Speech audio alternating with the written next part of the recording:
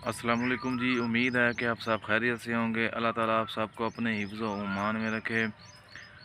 पेशाब का जल कर आना या पेशाब का पीलापन, जिसकी वजह से मैदे में गर्मी हो जाती है और जिससे पेशाब का जो रंग चेंज हो जाता है वो जर्दी माइल हो जाता है।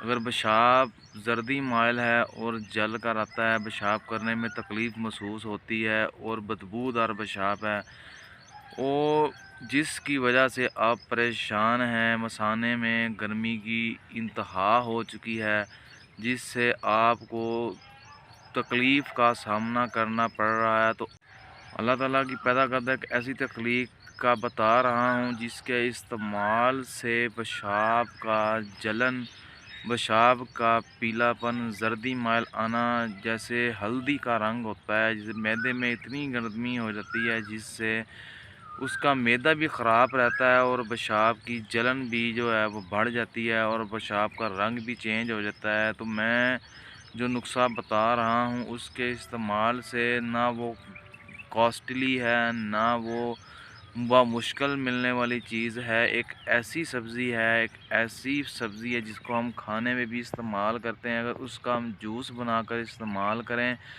इंशाअल्लाह मैदे की तकलीफ़, मैदे का जो आपका मैदा ठीक नहीं रहता, बदहज़मी का शिकार रहते हैं, जिससे कोई खाया पिया आपको भूख नहीं लगती, या पेशाब की जलन हो या पेशाब का पीलापन हो, बफ़ज़ल खुदा उसके इस्तेमाल से मैदे की तकलीफ़ भी दूर हो जाती है, मैदे की गर्मी भी दूर होगी, आपको भूख भी लगेगी। आपके पेशाब के जितने भी मसाइल हैं, पीलापन है, तकलीफ़ है, जलन है, इंशाअल्लाह 3 से 4 दिन के अंदर अंदर आपको बहुत ही अच्छा रिज़ल्ट मिलेगा। ऐसा रिज़ल्ट ना तो आपको कोई मेडिसन दे सकती है, ना ही आपको कोई शरबत दे सकता है, एलोपैथिक, होम्योपैथिक कोई भी नहीं दे सकता जो ये चीज़ का रिज़ल्ट है।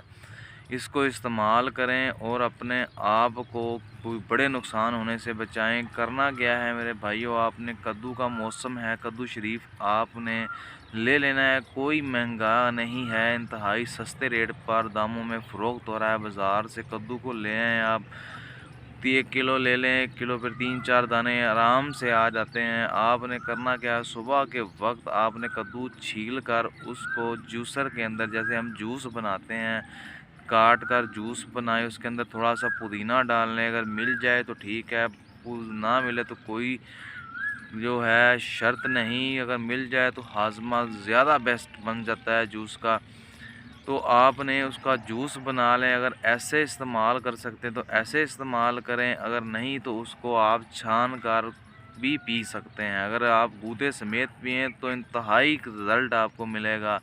उसके अंदर शक्कर अपने हिसाब ज़रा, चीनी नहीं डालनी, शक्कर डालनी है, जितनी आपको ज़रूरत है उतनी डालकर आप इसका 2 से 3 दिन सुबह नहार मुँह इस्तेमाल करें। बफ़ज़ल खुदा मैदे की तकलीफ़, मैदे की जलन, जो मैदा अगर आपका ख़राब भी रहता है, आप कोई चीज़ भूख नहीं लगती, खाया पिया जो है हज़म नहीं होता, या आपके पेशाब की जलन है, पेशाब का जो पीलापन है, जर्दी माइल है, पेशाब करने में तकलीफ़ है, या आपको किसी भी किस्म की मसाने का मसला बन चुका है, आप इसका इस्तेमाल करें।